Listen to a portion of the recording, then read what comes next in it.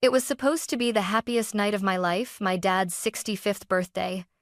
The lights in our backyard twinkled, laughter echoed, and I stood there with a velvet box hidden behind my back. Inside was a single key to a penthouse overlooking Seattle's skyline. My father had spent his whole life fixing other people's broken lights. That night, I wanted to light up his world. When he opened the box, his hands trembled. "Lily, this is too much," he whispered, tears pooling in his eyes. "You've already given me everything." I laughed through my own tears. "No, Dad, you gave me everything. This is just me catching up." That night, he hugged me tighter than he had in years. I thought I'd finally done something perfect. Months later, I would learn that perfection doesn't last, especially when family and envy collide. Dad's birthday dinner was loud, messy, and full of love, exactly how he liked it. My mom had made her famous roast, the kind that filled the whole house with the smell of garlic and thyme. My sister Nora sat across from me, her husband Derek checking his phone every few minutes, pretending to be interested. I didn't care. Tonight was about Dad. He'd spent 40 years as an electrician, the man everyone in the neighborhood called when the lights went out. He never charged the elderly, never complained about crawling through attics in freezing winters. He was quiet, steady, the kind of man who kept everything running, including our family. After dessert, I stood up and clinked my glass. "Dad," I said, my voice trembling, "you've spent your whole life fixing things for other people. Now it's my turn to fix something for you." Everyone turned to look. Mom's hand went to her mouth. I took out the small velvet box and handed it to him. "Happy birthday." He opened it slowly. When he saw the key inside, his brows furrowed. "What's this?" "It's to your new home," I said softly. "A penthouse at Mirren Residences overlooking the bay." For a moment, the room went still. Then Mom gasped, and tears filled her eyes. "Lily, you didn't—" "I did," I said, smiling through my nerves. "You both deserve a place where you don't have to worry about leaks or bills or noisy neighbors. Somewhere beautiful, peaceful finally." Dad looked down at the key, then at me. His lips trembled. "Sweetheart, this is too much. Not for the man who worked every Christmas so our lights stayed on," I said. "Not for the woman who sold pies just to buy my school uniform. This is for both of you." He stood and hugged me. His arms were strong but shaking. "I don't know what I did to deserve a daughter like you." Behind him, Nora's voice cut through the emotion. "Wow, Lily," she said, smiling tight. "You really went all out this year." Her tone was polite, but I caught the edge beneath it, a note of disbelief or jealousy. Still, I ignored it. That night, when we drove to show them the penthouse, Dad was like a kid seeing the world for the first time. He ran his fingers along the glass walls, looked out over the city lights and whispered, "Feels like a dream." Mom turned to me, eyes shining. "Thank you, honey. You've given us more than we ever imagined." As I watched them stand by the balcony, silhouetted against the Seattle skyline, I felt a warmth in my chest, the kind that made every struggle, every lonely night on the road, worth it. If only I'd known how quickly that warmth would turn to ice. For the first few months, everything felt exactly as I'd hoped. Every Sunday morning, I'd wake up to a video call from Mom. She'd sit on the penthouse balcony wrapped in a soft shawl, the wind teasing her gray hair.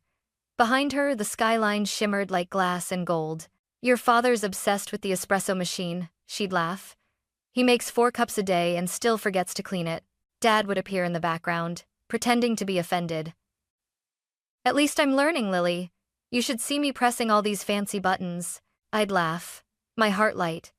That apartment had become everything I wanted for them: comfort, pride, safety. They finally looked like they were living the life they'd always deserved. Nora called occasionally too, though never to talk to me. She'd text Mom pictures of her kids, complain about her mortgage, or mention how far her commute was from the suburbs. Mom, in her gentle way, always invited her to visit the penthouse. "There's space for everyone," she'd say. I should have known that sentence would be the start of everything. Work took me away: speaking events, conferences, flights to London, Sydney, Berlin. I was living my dream. Yet part of me longed for those quiet mornings with Mom's laughter and Dad's silly coffee jokes. Then, one week, their calls stopped. At first, I thought it was nothing. Maybe their Wi-Fi was down. Maybe they were busy visiting Nora's family. But when a week turned into 2, unease crept in. My messages stayed unread. Calls went straight to voicemail. One evening, exhausted from a flight, I decided to check the building's management office. I wanted to make sure everything was okay, maybe Dad had changed numbers again. "Hello," I said over the phone. "This is Lily Blake, co-owner of Unit 4207. I'm trying to reach my parents." The woman on the other end paused. "Oh, Mrs. Wallace?" I froze. "I'm sorry, who?" "Mrs. Wallace, the current resident. She and her husband moved in about 6 weeks ago." For a moment, I couldn't breathe. Wallace was Nora's married name. "I think there's a mistake," I managed to say. "This property belongs to my parents, Isaac and Mary Blake." The receptionist's voice softened, unsure. "I'm sorry, Miss Blake. The files show the previous tenants moved out voluntarily. Everything's in order." Voluntarily? My parents would never leave without telling me. As I hung up, my hands trembled. Outside my hotel window, London's lights flickered bright, distant, meaningless. Something was wrong. Terribly wrong. And I knew, right then, that no flight, no distance, no success in the world could keep me from finding out what my sister had done. By the next morning, my ticket home to Seattle was booked. The rain greeted me when I landed in Seattle, as if the sky itself knew something had gone wrong. I drove straight from the airport to the Mirren residences, my heart pounding so hard I could feel it in my throat. The lobby looked the same: elegant marble floors, golden lights, soft music echoing through the air. The security guard smiled politely. "Welcome back, Miss Blake," he said. "Your sister mentioned you might be visiting soon." My stomach turned.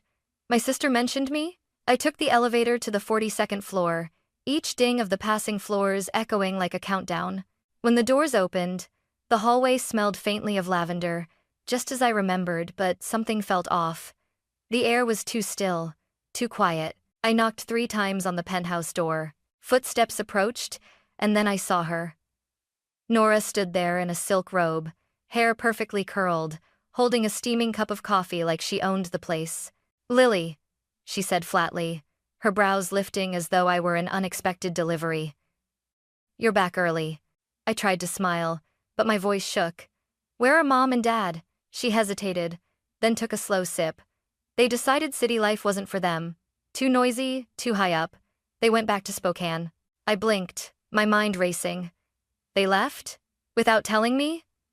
Her husband, Derek, stepped out from the kitchen wearing Dad's old cardigan. The sight made my chest tighten. He leaned against the counter casually. "They asked us to stay here for a while," he said. "Said they wanted someone to keep the place tidy." "Tidy?" I repeated, my tone sharp. "This is their home." Nora smiled, the kind of smile that didn't reach her eyes. "They said they weren't comfortable here, Lily. You know how Dad hates elevators." I looked past her. The apartment was spotless, the white leather couch gleamed, the dining table sparkled, but something vital was missing. No scent of Mom's cinnamon candles, no newspaper by the window, no warmth. It felt like a stranger's house. "I want to talk to them," I said firmly. "Where exactly are they staying?" Nora shrugged. "Back in the old place, I think. They didn't say much before leaving. Honestly, you should have seen them, they looked relieved." "Enley, it's not no bray." The lie slipped out of her mouth too smoothly. I could hear it in her tone, that slight tremor she always had when she was bluffing. My throat tightened. You kicked them out, didn't you?" She laughed lightly. "Don't be dramatic. They left on their own." But as I stood there, looking at the penthouse that once symbolized love and gratitude, I realized something far darker had taken root. My sister wasn't just visiting, she had taken over. And whatever she'd done to drive our parents out, I was going to find out no matter what it cost me. I didn't sleep that night, I just drove. The rain chased me along the highway like an accusation, splattering the windshield in angry bursts. Every mile closer to Spokane felt heavier, darker. I replayed Nora's smug smile in my mind until it made my stomach twist. When I finally pulled into our old neighborhood, the world was quiet. The little wooden house where I grew up sat in darkness. The curtains were drawn. The porch light, the one Dad never forgot to turn on, was dead. I ran up the path and knocked. Once, twice, harder. "Mom? Dad?" My voice cracked in the cold night air. No answer. I circled to the back, hoping to see their shadows through the kitchen window, but everything was empty. Only a faint smell of damp wood and dust. "Lily?" a shaky voice called.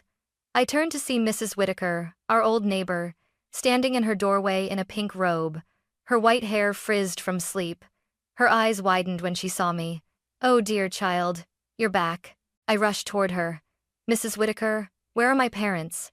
Are they inside?" She hesitated, pressing a hand to her chest. "No, sweetheart. They're not here. Isaac's been in the hospital for weeks now.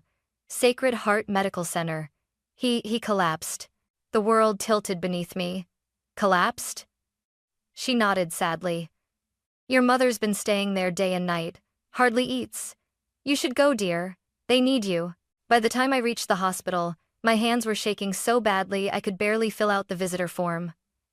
The nurse led me down a sterile hallway to room 214. When I pushed open the door, I saw Mom first, her head bowed, her fingers curled around Dad's pale hand. "Mom," I whispered. She looked up, her face hollow with exhaustion, then gasped. "Lily?" She stood, trembling, and threw her arms around me. "Oh, thank God." Dad lay motionless, his breathing shallow. Machines beeped softly beside him. "What happened?" I asked, my voice breaking. Tears streamed down Mom's cheeks. "It was raining that night. We were arguing with Nora and Derek. Your father tried to stand his ground, but Nora said—" Her words faltered. I gripped her hand. "Said what?" "She said we were embarrassing you," Mom choked out. "That we didn't belong in such a fancy place. That you only gave it to us out of pity." Isaac tried to stop her, told her she was wrong, but she laughed. She called him old-fashioned, said we were a burden. My heart clenched so hard I thought it might break. "Your father couldn't take it," she continued, her voice trembling. "He said, 'Eleanor, pride is all we have left.'" Then he packed a small bag and walked out into the storm. I begged him to wait, but he wouldn't. He said he'd rather sleep in the rain than stay where he wasn't wanted. It's Stan load. I buried my face in my hands, the guilt crashing over me like the thunder that had chased him that night. The gift I'd given with love had become the reason he nearly died. I turned to Mom, my jaw set. "I'm going to fix this," I said quietly. "No matter what it takes." She just nodded, eyes red, whispering the same words I once told Dad on his birthday. "You've already given us everything, Lily." But I knew she was wrong. I hadn't even started yet. Dad woke up 3 days later. His voice was barely a whisper, but his eyes, those kind, steady eyes I'd known since childhood, were still full of warmth. "Hey there, Trouble," he murmured, smiling faintly when he saw me by his bedside. "Didn't think you'd fly all the way home just to watch me nap." I tried to laugh, but the sound cracked in my throat. "You scared me, Dad. You really did." He squeezed my hand, his grip weak but sure. "Don't blame your sister too much, sweetheart. People make bad choices when they feel small." His words only twisted the knife deeper. Even lying in a hospital bed, hooked to machines, he was still protecting the people who had hurt him. After making sure Mom ate something for the first time in days, I stepped out into the hallway, my mind already spinning with plans. I wasn't going to scream or beg. That wouldn't fix anything. I needed to take back control the right way. That evening, I met with our family lawyer, Michael Grant, a tall man with silver hair and a calm, measured tone. He listened silently as I told him everything. The eviction, the storm, my father's collapse, my sister's lies. When I finished, my voice was shaking. "I want them out. I don't care how long it takes." Michael folded his hands. "You and your father are co-owners of the Penthouse, correct?" "Yes," I said. "But he's not well enough to handle this." "Then you'll need power of attorney," he replied. "Once your father signs it, we can begin the process of eviction. But be patient, Lily. If you act too quickly, they could twist the law against you." I nodded, swallowing my frustration. "I'll wait, but I'm not letting this go."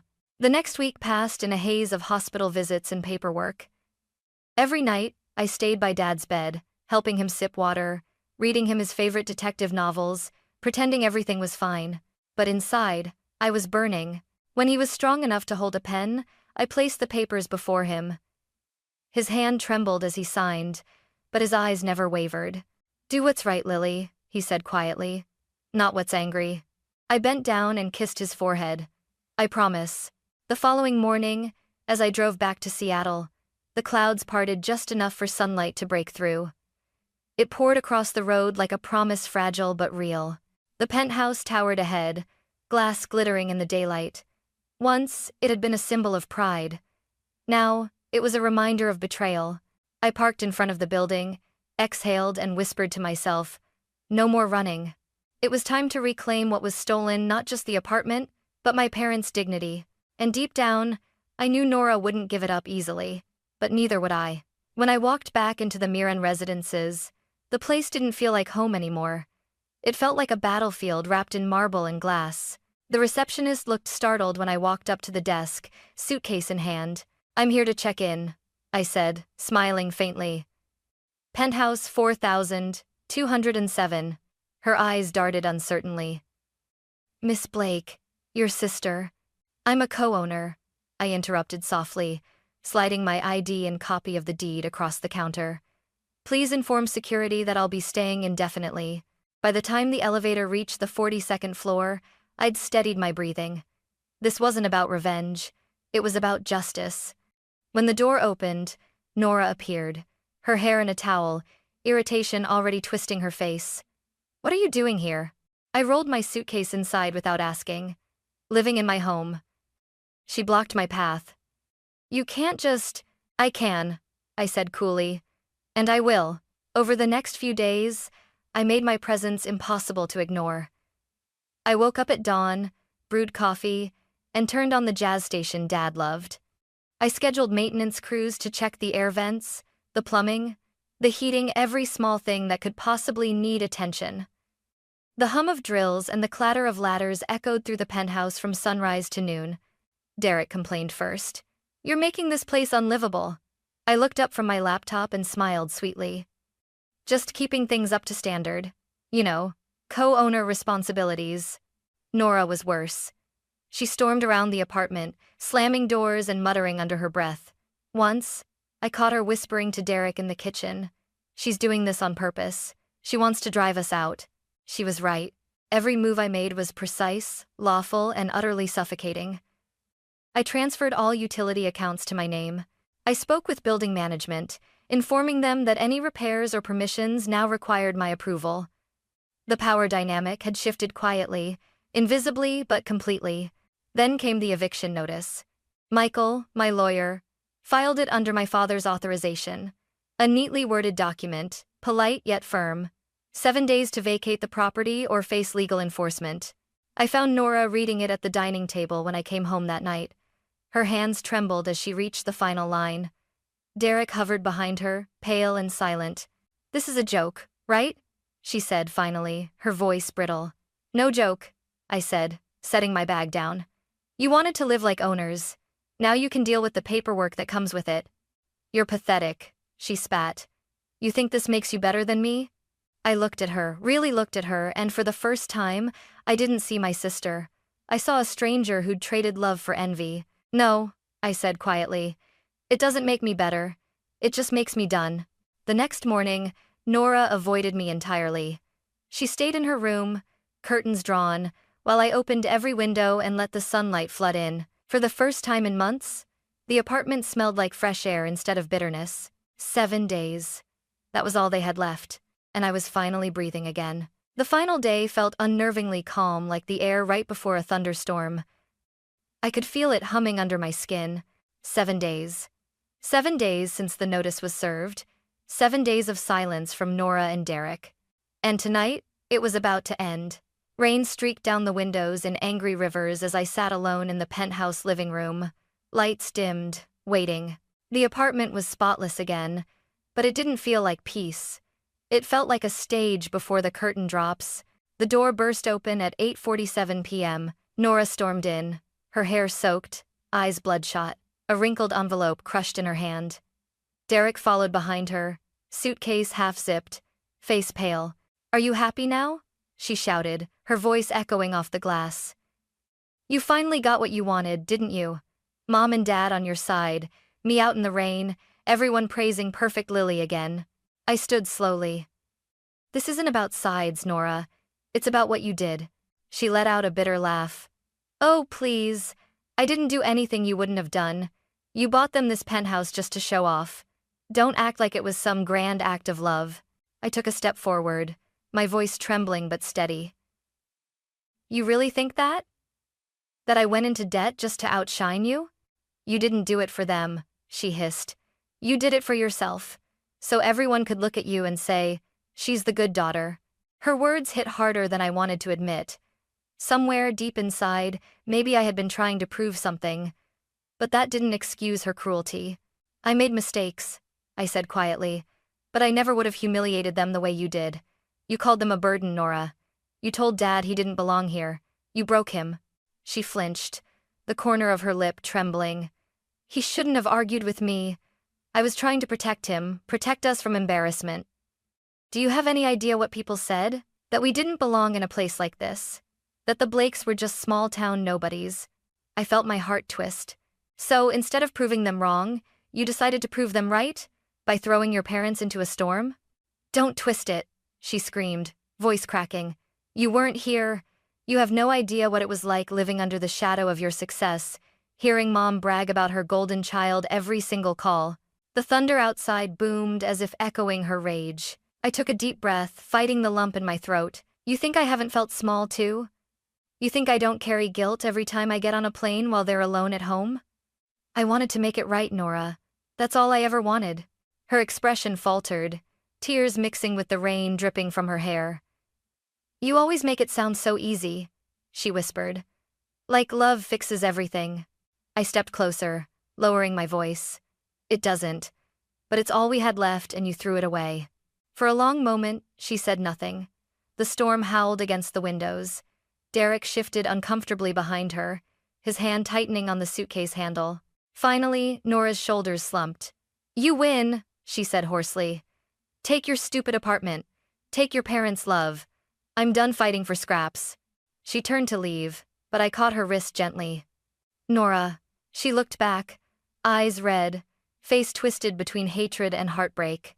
I never wanted to win, I whispered. I just wanted my sister back. For the first time in years, she didn't have an answer. Her lip quivered, but she said nothing. Derek placed a hand on her shoulder. Come on, he murmured. They left without another word. When the door closed, the silence hit me like a punch.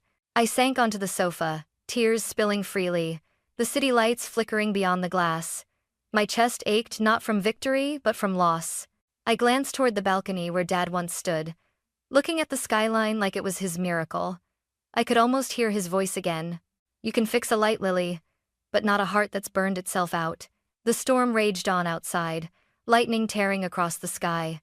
And as I sat there, surrounded by everything I thought was worth fighting for, I realized something profound. The hardest part of love isn't losing it. It's choosing to let it go. The next morning, Seattle was quiet again. The storm had passed, leaving puddles that shimmered in the sunrise. The city looked cleaner, lighter, as if even the sky had decided to start over. I stood by the balcony, staring down at the wet streets below, my reflection ghostly in the glass. The penthouse was finally silent, truly mine, but it didn't feel like victory. It felt hollow. Boxes were stacked by the wall. The movers would arrive in an hour. I'd already made the decision. The penthouse wasn't my parents' dream anymore, and it had stopped being mine the moment it became a battlefield. When I walked through its empty rooms one last time, I could still see the ghosts of what should have been, Mom arranging flowers by the window, Dad tinkering with the lamp, both of them laughing about how fancy it all was. I touched the countertop where Mom used to roll dough during her visits and whispered, I'm sorry. That afternoon, I met with Michael Grant, my lawyer. The sale went through faster than I expected. Are you sure about this? He asked gently, signing the final page. I nodded. Some things you let go of to heal. This place is one of them. He smiled faintly. Your father would be proud of how you handled this, Lily. I hope so, I said softly. But I don't think pride is what I'm chasing anymore. When I returned to Spokane a few days later, the air smelled of pine and wet earth. The little wooden house repaired, freshly painted, with a new light on the porch stood exactly as I remembered. Mom opened the door before I even reached the steps. Lily, she said, her voice trembling with warmth. "You're home." I hugged her tight.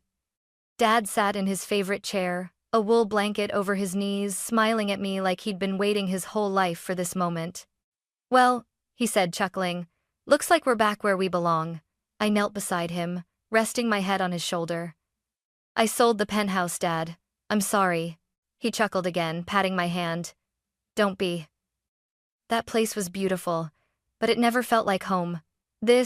He gestured around the tiny living room. The crackling fireplace, the old photos on the wall, this is home. Because we're together. His words washed over me like sunlight after rain. For the first time in months, I felt peace. A month later, I used the money from the sale to open something new, the Blake Family Foundation, a community center on the outskirts of Spokane. Its mission was simple: to help elderly people who'd lost their homes find shelter and dignity again. On opening day, Dad cut the red ribbon himself, hands still trembling but steady enough to hold the scissors. Mom stood beside him, tears glistening. The crowd clapped, but all I saw was their joy. "This is the best thing you've ever done, sweetheart," Mom whispered. I smiled through tears. "No, Mom. The best thing I ever did was come home." As the sun dipped below the hills, I stepped outside and looked up at the fading sky. Somewhere out there, my sister was probably starting over too. Maybe one day, she'd remember who we were before pride tore us apart. I didn't hate her anymore. I just hoped she'd find her own peace, the way I finally had. That night, as I sat on the porch between my parents, the warm light spilling from the windows behind us, Dad sighed contentedly. "You know, Lily," he said, "for someone who used to chase the sky, you sure found your way back to the ground." I laughed softly, leaning against him. "Yeah, Dad. I think that's exactly where I belong." The porch light flickered once, just like old times, and for a moment, everything was simple again. 3 people, 1 home, and a peace no storm could ever take away.